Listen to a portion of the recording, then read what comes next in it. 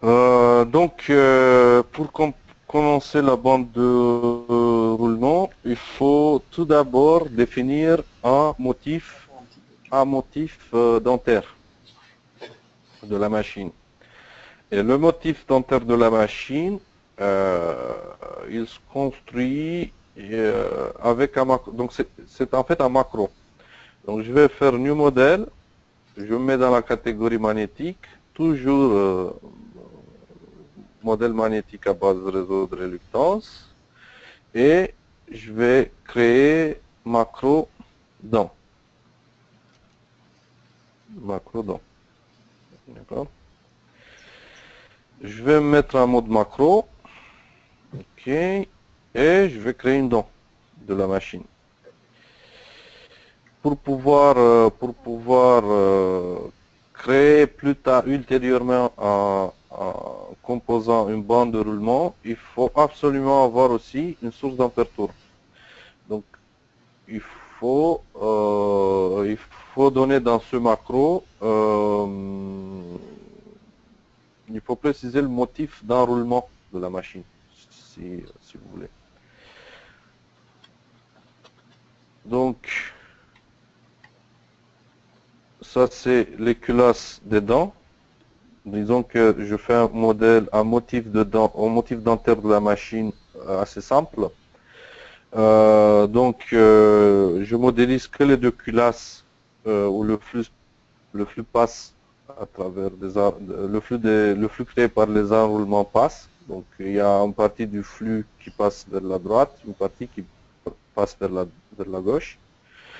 Donc ces composants-là, je vais les appeler culasse, donc C01, C02.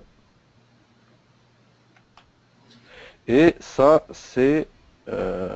donc je vais mettre le label du côté est. Voilà, donc cette fonctionnalité, je ne l'ai pas montré. Et là, c'est les sources d'aperture de l'enroulement.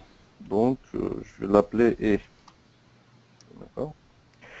Je vais donner les connexions avec l'extérieur de ce macro. Bon, cette technique, cette approche, vous l'avez vu dans la démo précédente. D'accord. Donc, mon macro, si vous voulez, ma dent est là, en ce moment, 3 ports avec lesquels on va se connecter à l'extérieur. Donc, je vais renommer les ports. Donc, ça, c'est P01, P02 et P03. Voilà. Donc, ça, c'est mon motif dentaire. Maintenant, si je veux créer une machine, qu'est-ce que je vais faire? Donc, je vais passer vite à créer une machine rapidement. Donc, je vais faire machine 01. Donc, dans machine 01, qu'est-ce qu'il faut que je fasse? Il faut que je prenne mon macro dent. Donc, je fais drag and drop ici. Et je le copie autant de fois que dedans j'ai dans ma machine. Donc, disons que c'est une machine à 10 dents. Il faut que je le propage, par exemple, 10 fois, en composant. Je le propage 10 fois pour obtenir ma machine. Au moins, si vous voulez, la partie qu'il y a dedans, ou le stator en général, si on a les enroulements sur le stator. Donc, il faut que je fasse ça. Donc, j'ai une machine à 10 dents et ensuite,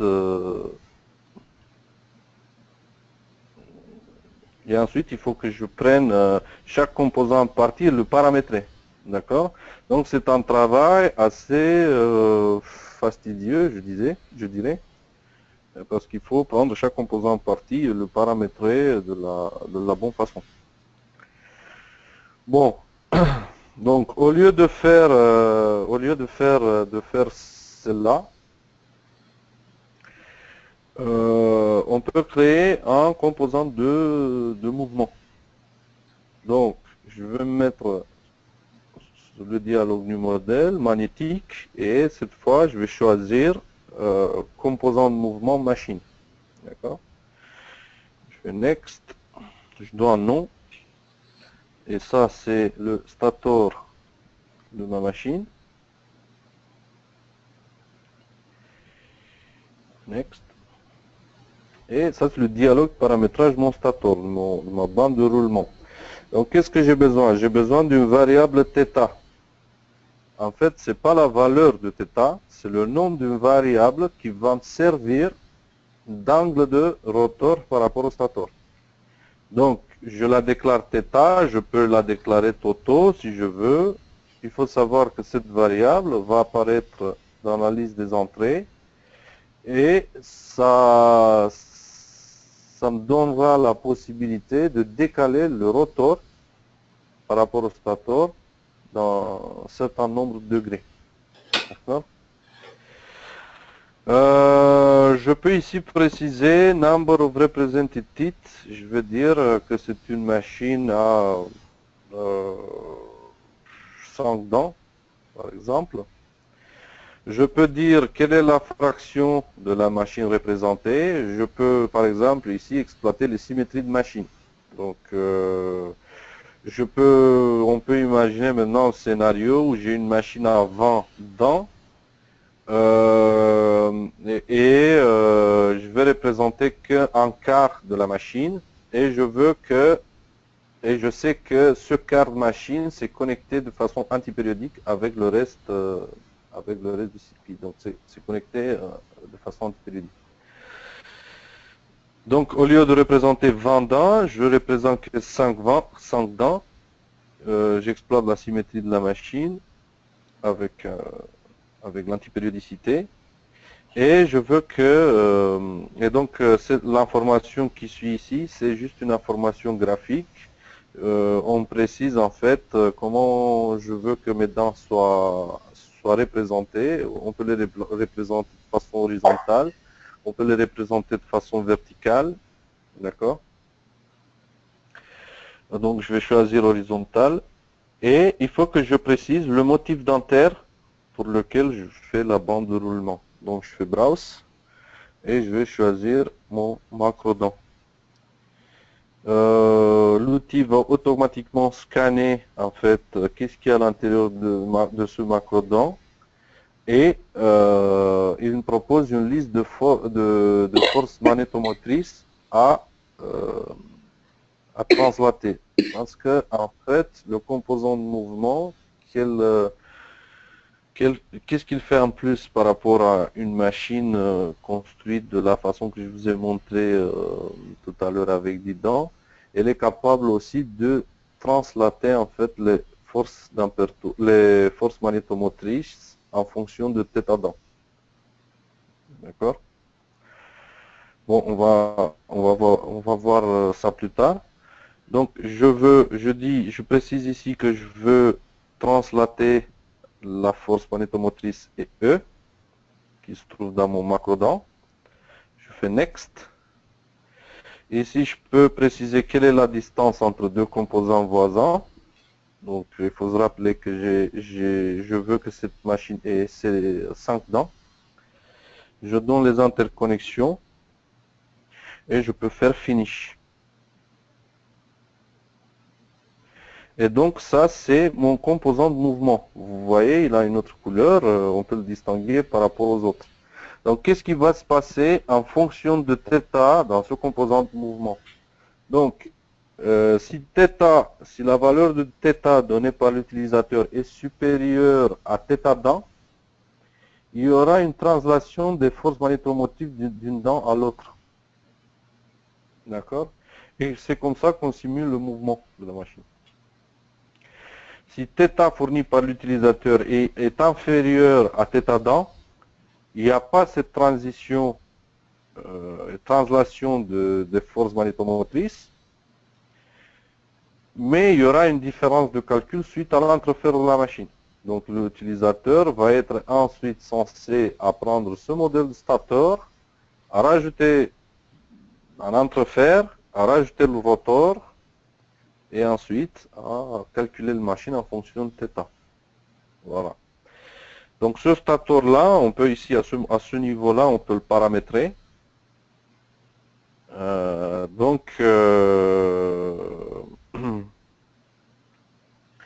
On peut donner des valeurs pour IL, MUR, N et S. Ça, c'est des variables qu'on retrouve dans le macro. On ne peut pas les laisser comme ça hidden et non affectées, ça va nous créer des erreurs, mais on peut changer ici la visibilité en to define. Donc l'utilisateur peut les définir ensuite quand il va construire la machine. D'accord? Donc je fais OK, je sauvegarde ce stator et ensuite je crée ma machine, ma deuxième machine. Donc machine 02, finish, et je vais prendre mon composant de mouvement stator.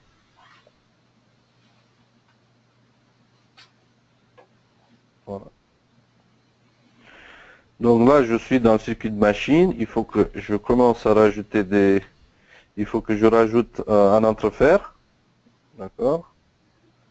Donc pour chaque... je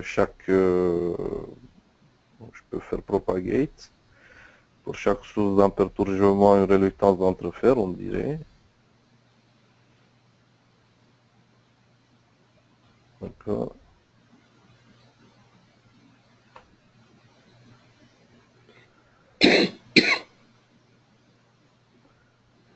Et ensuite, il faut qu'on définisse le rotor. Je peux vous montrer le cas d'une machine qu'on a déjà travaillé. Donc maintenant, pour moi, c'est difficile de concevoir une machine. Hein. Mais je peux vous montrer une machine déjà travaillée. Vous allez voir comment évolue, par exemple, le flux dans le flux dans les dents. Donc, je vais ouvrir le motif dentaire. Donc ça, c'est le motif dentaire de ma machine. Donc, bon, c'est vrai ici, on a modélisé la culasse et la dent, plus la source d'imperture. On a le pôle. Ça, c'est le pôle de la machine. Donc, le pôle aussi, on l'a modélisé avec un macro. Donc, c'est une machine à aimant. Donc, dans le pôle, on a les culasses rotoriques et on a des fuites interpôles. D'accord, dans le motif de pôle. On a une machine on a un composant de mouvement qui représente en fait la moitié de la machine et qui est modélisé par un composant de mouvement antipériodique. D'accord. Et on a la machine complète, donc moteur 3.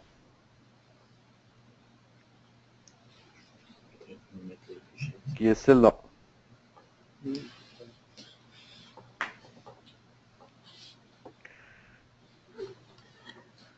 Donc, si vous voulez, dans ce cas, l'utilisateur n'est pas censé construire à la main ce composant de mouvement. Ça se fait de façon automatique. Tout ce qu'il fait à la main, c'est l'entrefer, c'est le modèle d'entrefer. Et bon, j'avoue que c'est assez complexe le modèle d'entrefer, mais voilà, il faut le faire. Et le modèle du pôle, le modèle du rotor. Donc, si j'ouvre ce moteur dans la calculette, je vais faire compute.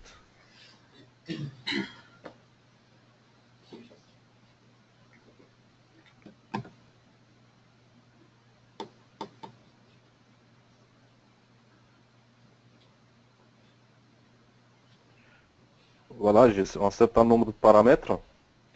Mais ce qui est le plus important ici, c'est θ. Donc θ donne vraiment l'angle, la position du rotor par rapport au stator. Je vais charger un fichier de valeur, je prends moteur, et je peux faire par exemple un calcul pour θ égale 0, donc position initiale. Mais ce qui est intéressant, ce qui se passe au mouvement, c'est si je regarde les flux dans tous les dents de ma machine, donc je vais les sélectionner. Donc je sélectionne ces trois flux et je fais varier θ de 0 à 360 degrés avec un pas de 1 degré. Voici les flux dans les dents. Sachant que ces calculs-là sont faits avec translation de sources d'aperture dans la machine. Excellent, ça. Méthode Vincent. Pardon? C'est Vincent Renbock. Il y a combien de dents là dans la machine? Donc dans la machine, attends, je vais te dire avec précision combien de dents on a mis. Les machines de l'éolienne de Thiago Sturz. Il y a pas mal. Oui, c'est une cinquantaine de dents. Ouais, 3 degrés par dent. Plus tu mets de dents aussi, plus c'est précis. Hein, ta courbe. Hein, plus tu Plus tu mets de dents, plus ta courbe qu'on a vue là, elle est précise. Enfin, elle est Ouais, précise. ouais, ça fait suicidaire. Ouais. Effectivement, ça fera moins. Là, elle fait tout ça suicidaire comme machine. Donc Il y a la fraction de la machine, c'est moitié. Donc ce que j'ai représenté ici, on a représenté la moitié de la machine. On a aussi la variante machine complète, donc sans faire appel aux composants antipériodiques. Donc ça c'est une moitié, c'est une machine à 3 dents et à une paire de pôles.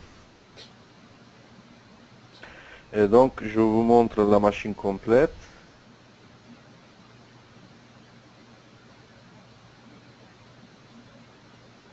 Parce que il faut que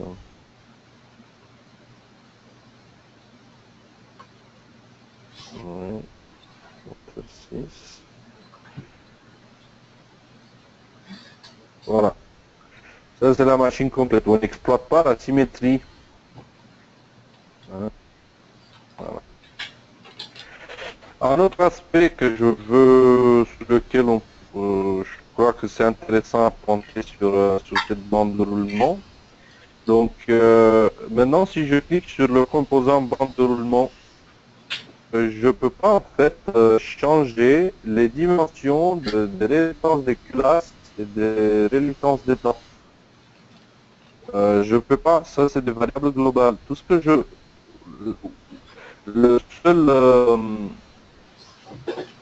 la seule manœuvre qui me reste à faire, c'est le source d'aperture. Normalement, le composant de mouvement, il impose que les réluctances du motif dentaire sont pas modifiables en fait. On ne peut pas avoir deux valeurs de réluctance de dents différentes, je veux dire. Elles se paramètrent de la même façon pour tous les dents.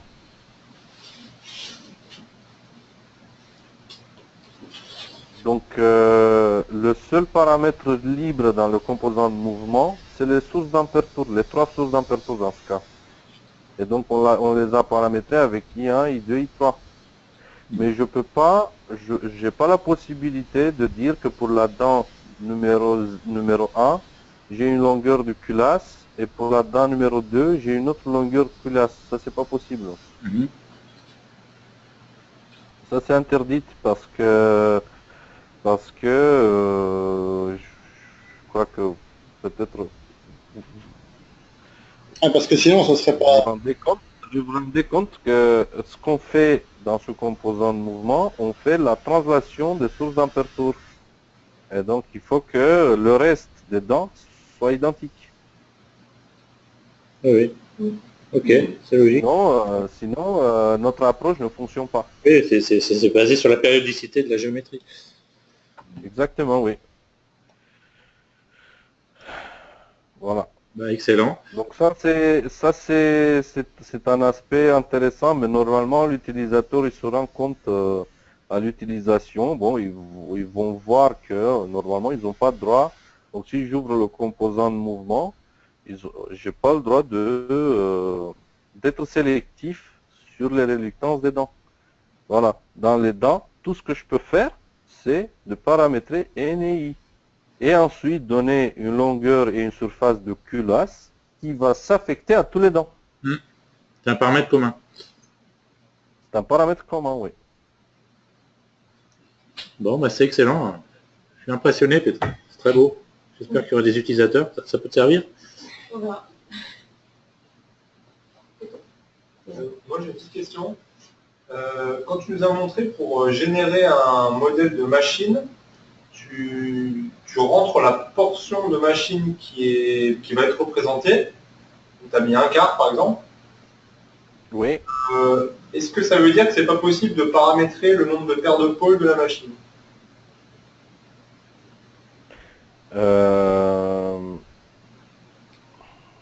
Non, parce que quand on fait le composant de mouvement, on modélise pas en fait les pôles, on modélise les dents.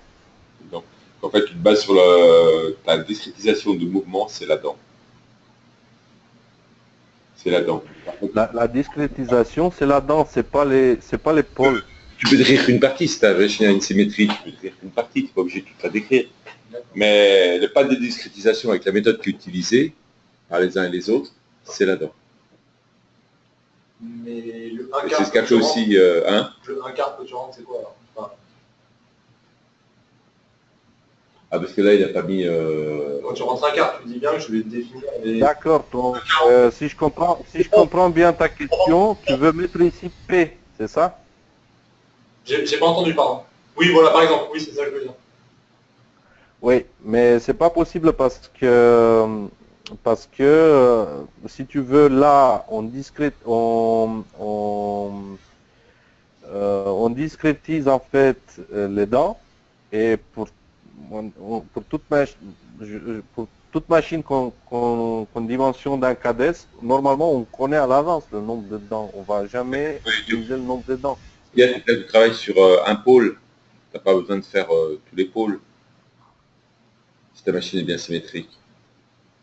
Ouais, la question, c'est si vous comparer une machine qui a 3 paires de pôles ou 4 paires de pôles. Voilà. C'est ça la question. Tu es obligé Bah de oui. faire des modèles. Mais là, c'est pas possible de faire ça, de paramétrer le nombre de paires de pôles de ta machine.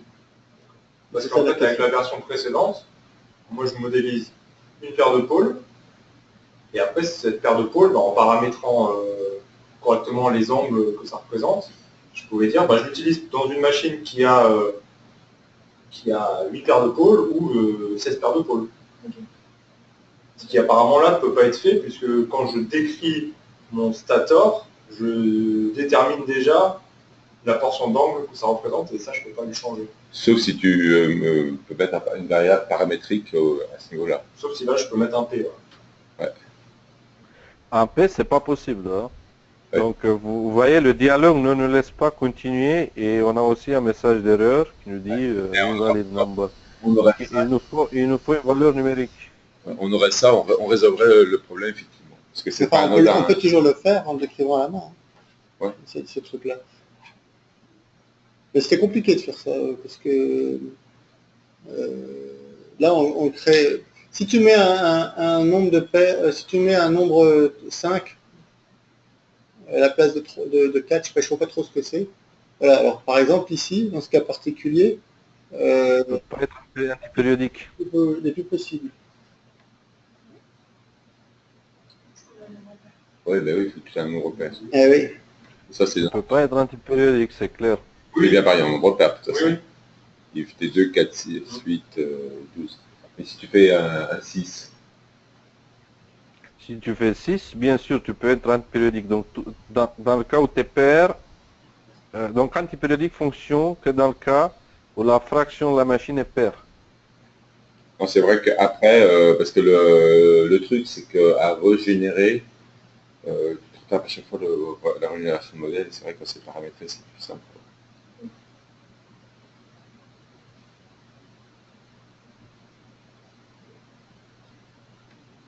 parce que finalement c'est juste un angle, ça représente juste un angle du stator. Quoi. Exactement.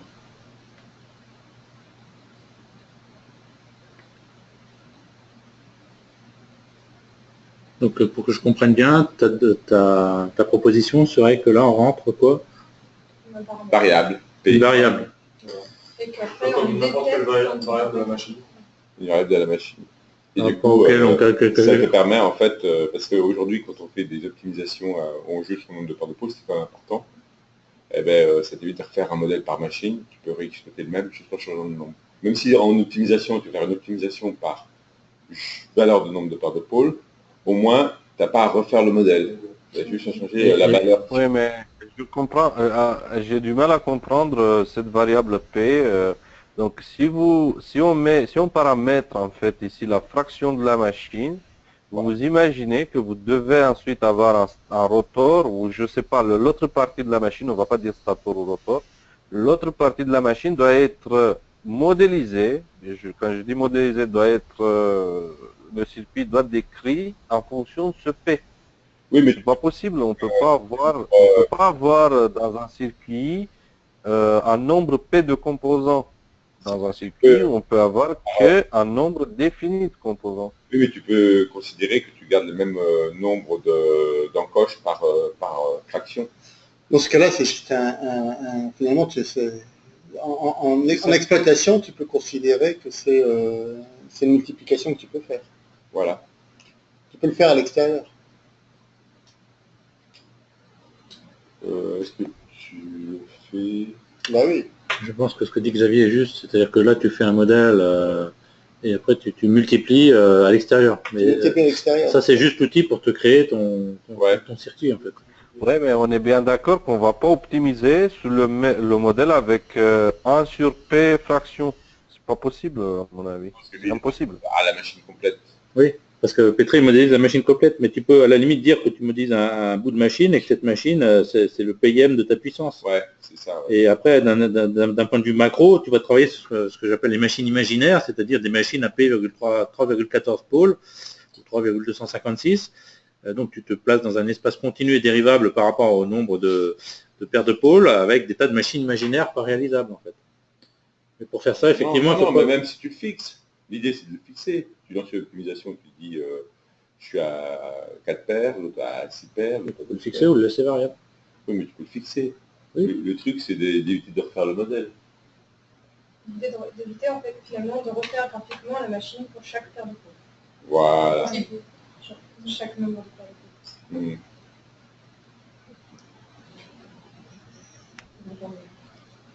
Ok. Bon, de toute façon, donc la vidéo va être mise en ligne. Il faut que maintenant on ait des utilisateurs. Dans le moteur, l'angle, au lieu d'être 360, le θ, parce qu'on a défini comme θ, si par exemple ici tu as demandé 1m4, toi tu veux 6, l'angle θ qui fait 360 chez nous, et chez toi, 60, 180. ratio 4 paires, si je ne me trompe pas, je sais plus ce que j'ai raconté, ou 4 sixième, je sais plus ce que j'ai raconté. C'est ce que fait Mathias. Et les couples sont... Donc c'est possible de faire avec ça. En fait, le truc, c'est ce qui a été fait ici, c'est faciliter le calcul de... Vraiment l'objectif de ce qui est écrit ici, c'est de faciliter le calcul de l'angle d'abord du θ d'an. Parce qu'à partir de là, à partir de ce moment-là, on a finalement défini que je sais pas s'il a mis ça, je sais pas ce qu'il a mis. 360 divisé par le nombre, je vois pas trop. Et définir le θ d'an. Et donc ça permet de définir quand est-ce que je bascule les E. Oui. C'est ça l'objectif de ce truc-là. Et c'est qu'il n'y ait aucune erreur possible sur ça. C'est l'objectif qu'on a mis derrière cette ergonomie, c'est qu'on ne fasse pas faire d'erreur. Parce que sinon, on peut faire pas d'erreur. Hein. Enfin, c'est pas si simple que ça, trouver une ergonomie. Mais par derrière, par-dessus, je pense que tu peux faire ce que tu peux le faire. J'essaie de voir si je peux ramener à une machine complète. Oui, j'ai du mal à voir en dehors. Par exemple, imaginons qu'on mette fraction de la machine représentée, on met que c'est, je sais pas, 4. Un quart. Hein? Un quart. On représente un quart. Et ensuite, en fait, toi, tu dis, ben non, ça représente plutôt un sixième. Il suffit d'un point de vue du coût, tu auras le coût qu'on calculerait, ce serait Bien que tout 6 est quarts, dans la si suite. je ne me trompe pas. Et l'angle θ, enfin, si on a défini que ouais, c'est θ, l'angle, eh ben, c'est le contraire. Quoi. Mais il n'y a En pas même la temps, proportionnalité. Ah, mais en fait, c'est possible d'avoir une variable ici, parce que vous savez, ce nombre-là, toutes ces premières trois informations sur panneau sert uniquement à calculer l'angle dentaire. Ouais, donc tu pourrais le paramétrer en fait. Donc, si on connaît le nombre de dents représentées et la fraction de la machine représentée, on peut connaître l'angle dentaire. Et cette information est utilisable que pour calculer l'angle dentaire, pour pouvoir savoir comment on va translater les sources d'aperture. Donc ici, bien évidemment, c'est possible d'avoir une fraction, c'est-à-dire une variable. Non, mais c'est un nombre quand même, c'est un entier, théoriquement. Oui, mais l'utilisateur après, on va faire, même s'il introduit 3 à 14, on va faire un arrondi, c'est pas possible de... ouais. Donc ici, c'est possible d'avoir un nombre non entier. Non entier, je veux dire une variable. Paramétrer. De toute façon, c'est l'utilisateur qui est conscient qu'il a intérêt, il met un nombre entier, puisqu'il le donne sur sa machine. Ah, c'est possible, pour l'instant on ne peut pas le faire, c'est fait. Et, Voilà. du coup, il aussi, il faudrait préciser si c'est antipériodique ou périodique, parce que là on ne peut plus le calculer. Ah oui, si tu fais ça, ça veut dire que si tu mets une valeur paramétrée, tu n'autorises plus l'antipériodicité, Ou alors tu la forces. et tu la forces. Effectivement, c'est ça l'inconvénient, effectivement que tu peux avoir. Sauf si la personne dit qu'il mettra un nombre pair ou impair. C'est-à-dire, tu vois, tu donnes une information, Bon, c'est ça paramétré. signifie que tu imposes l'antipériodicité. Ouais. Ou la périodicité. Enfin, Ouais, c'est plus... Enfin, ouais, c'est-à-dire que dans ce cas-là, si c'est paramétré, il faut que tu dises si c'est si c'est pair ou impair. Quoi. Si c'est périodique, ouais, c'est périodique. Effectivement.